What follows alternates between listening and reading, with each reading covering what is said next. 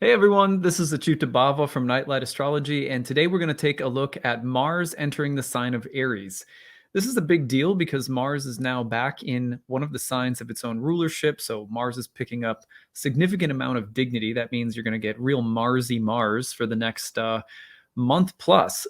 Actually, this transit takes us from here in the late part of May all the way through the early part of July. So it is a long transit, and what we're going to do today is take this Mars into Aries through all 12 sun and rising sign horoscopes just to give you an initial feel for where you might notice this energy, which I feel, given the time crunch we're on this week, looking at a whole bunch of things, is probably the best way to prep for it. And then as the week goes on and Mars gets closer to the conjunction with Jupiter in Aries, we will be doing a number of videos kind of taking a look at that archetypal combination in order to get a feel for the earliest big event in the Mars Aries transit. So the biggest event of Mars through Aries is the conjunction with Jupiter. So we're going to be spending a lot of time on that, and that'll sort of cover it all when it comes to Mars in Aries, Mars and Jupiter in Aries. So keep that in mind, that these horoscopes today are also sort of including the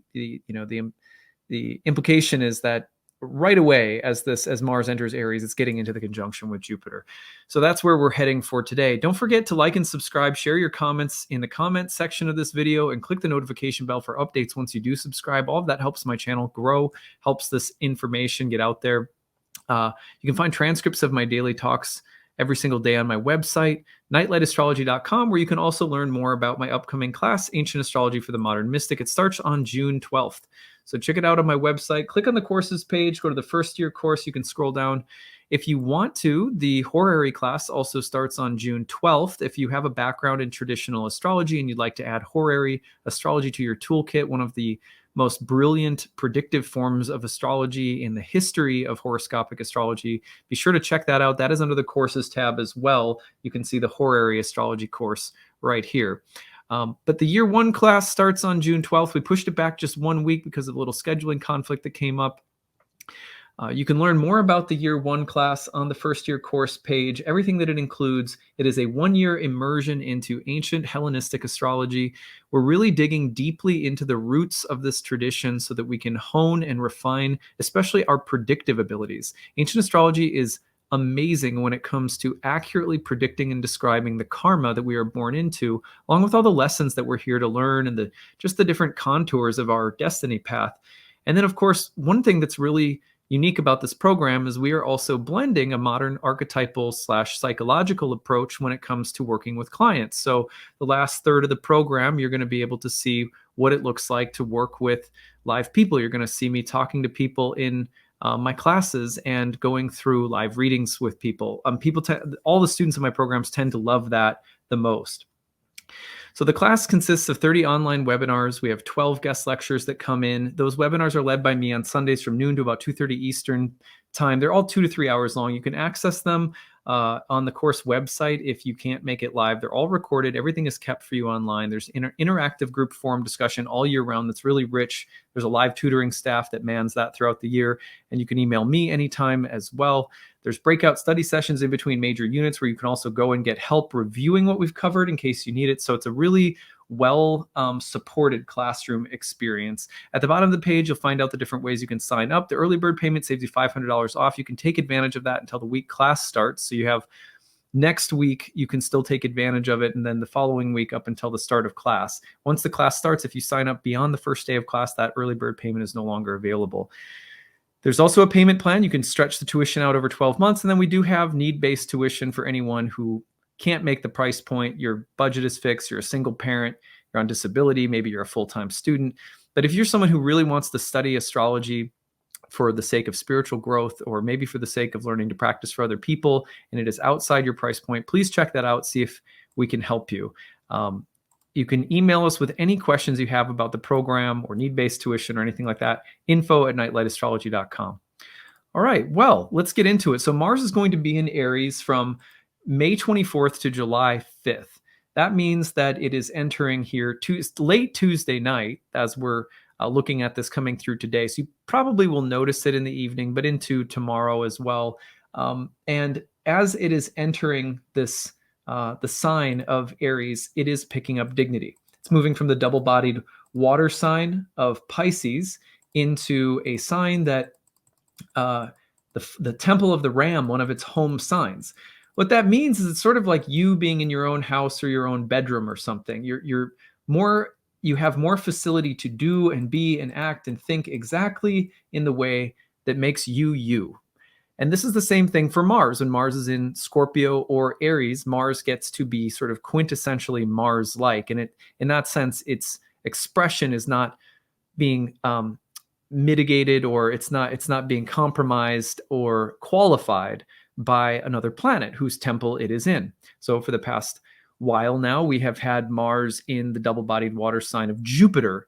And so Mars has been behaving in a very Jupiterian-like manner. Now in a watery, feminine, Jupiter-like way. So now, and in the exaltation of Venus, by the way, too, and now it's going to be in the exaltation of the sun and in its own home sign. It's a very particular flavor. Now, we're going to be unpacking this archetype at a deeper level as we go along, because very shortly Mars enters Aries and will conjoin Jupiter in Aries, who is also recently ingressed into the sign. Now, that conjunction is taking place on May 29th. So it's coming up very quickly, and we will be exploring that combination as the week goes on. And so these horoscopes serve to sort of prepare us not only for Mars into the sign of Aries, but also in general, we're looking at the conjunction between Mars and Jupiter. Now, what I have done is I'm just going to take you through with some kind of key words for all 12 of the signs as we go through the zodiac, starting with Aries and going all the way through Pisces.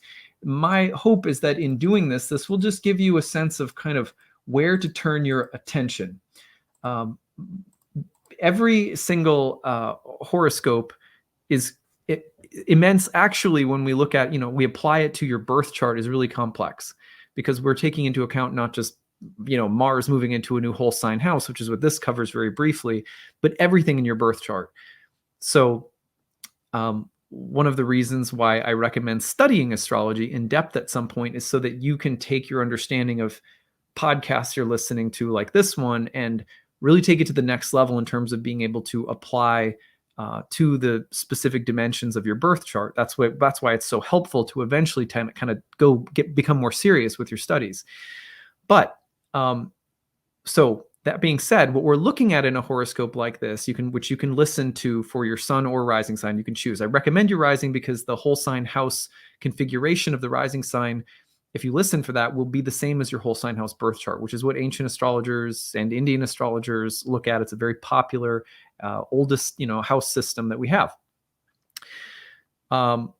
But what this does is it gives you a sense of what topics, broadly speaking, are going to be activated by virtue of a planet ingressing into a new whole sign house in the birth chart. That birth chart, you're not really looking at an actual configuration of your birth chart when you're looking at your sun sign, because what you're doing in a sun sign horoscope is you're configuring the horoscope as though your sun is in the first whole sign house. So unless your sun is in the first whole sign house of your birth chart, that horoscope will not line up with the way your birth chart actually looks. Many people swear by sun sign horoscopes, and that's why I say you can do either. I recommend your rising because that's going to show you where the energy is actually flowing through the ancient view of your birth chart. Anyway, so Mars into Aries horoscopes. Let's take a look at each one. And first, we're going to start with Aries on the ascendant. I'm going to go ahead and put the real-time clock up, and we will take this through one step at a time. So with this one, we are looking at the Mars and Jupiter conjunction happening in the first house. So it's got a lot of pop behind it. And we're talking about the topics of self, health, body, identity, psychology, and appearance.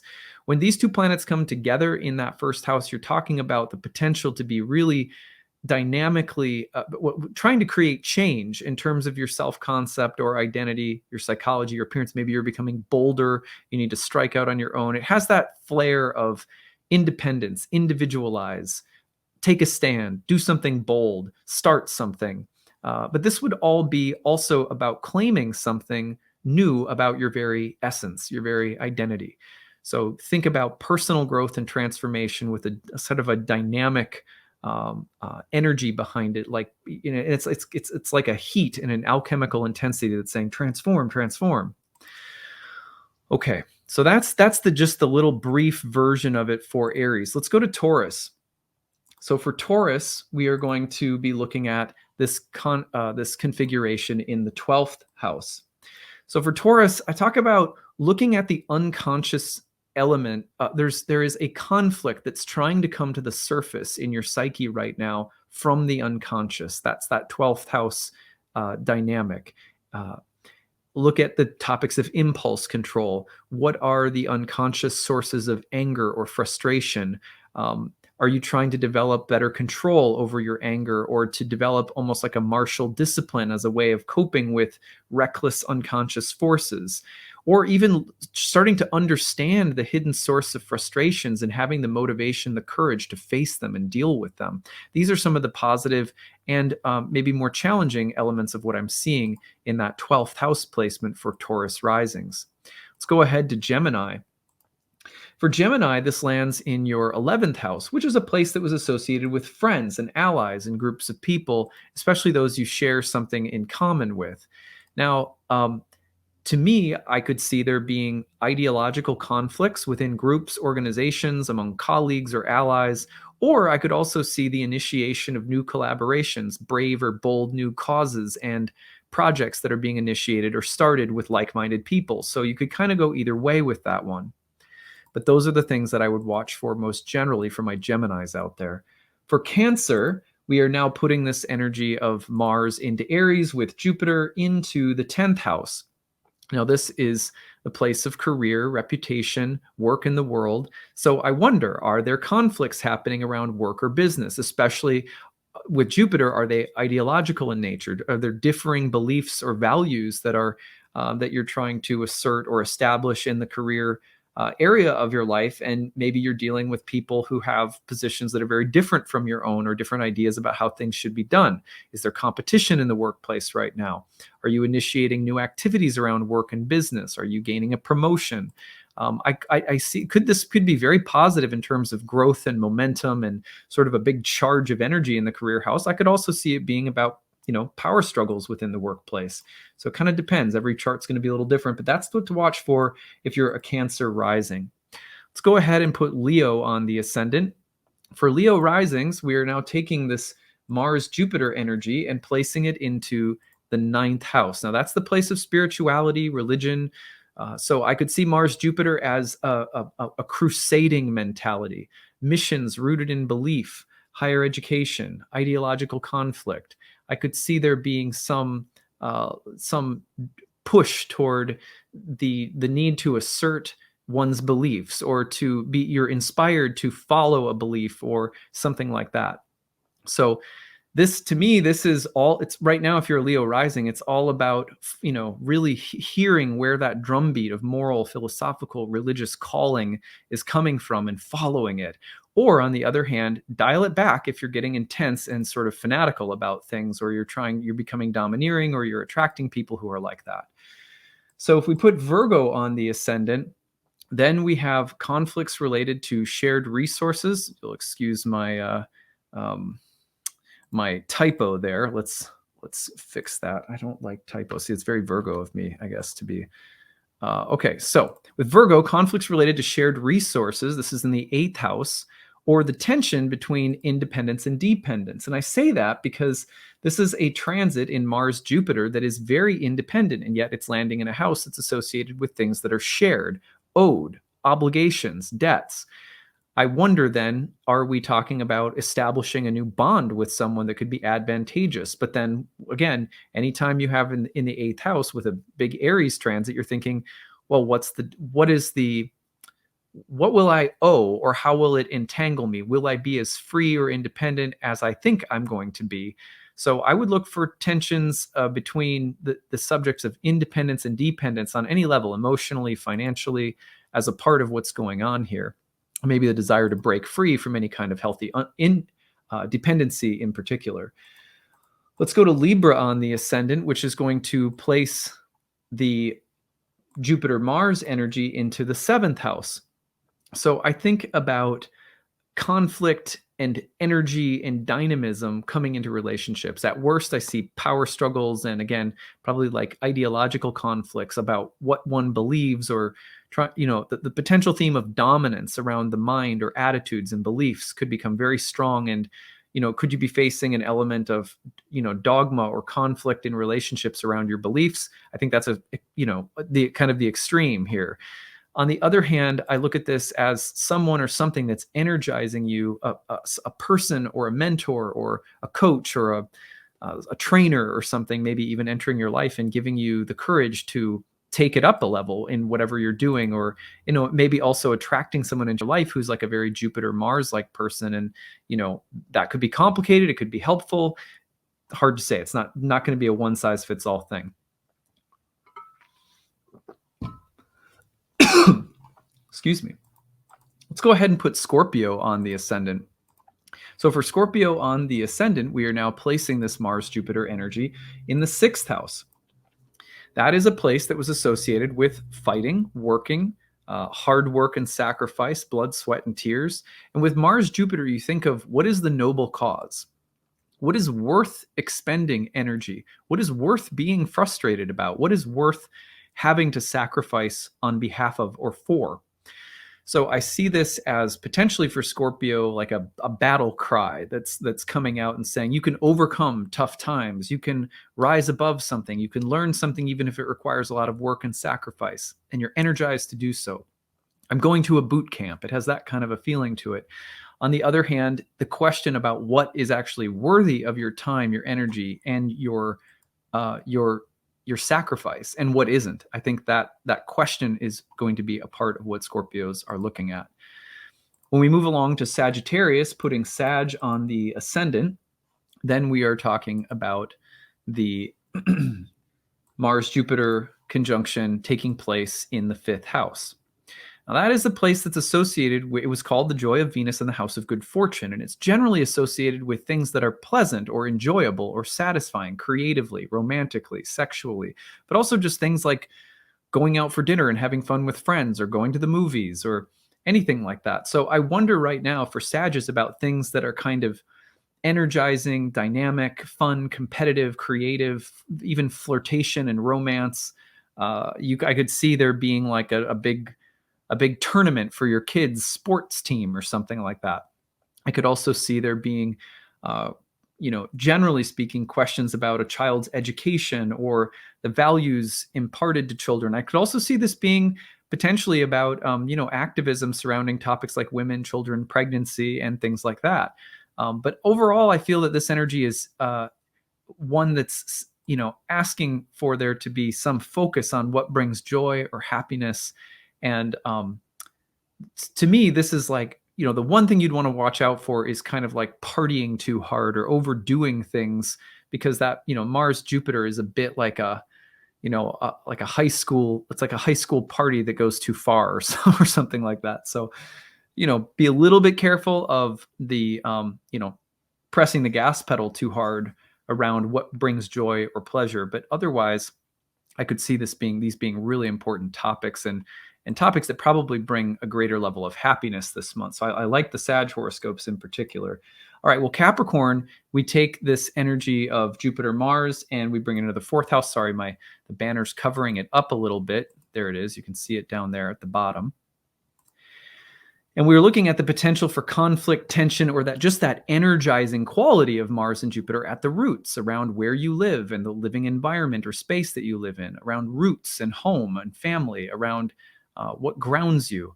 If there is any transit that could be that transit that says, I need to become my own base of support. I need to be stronger, more independent.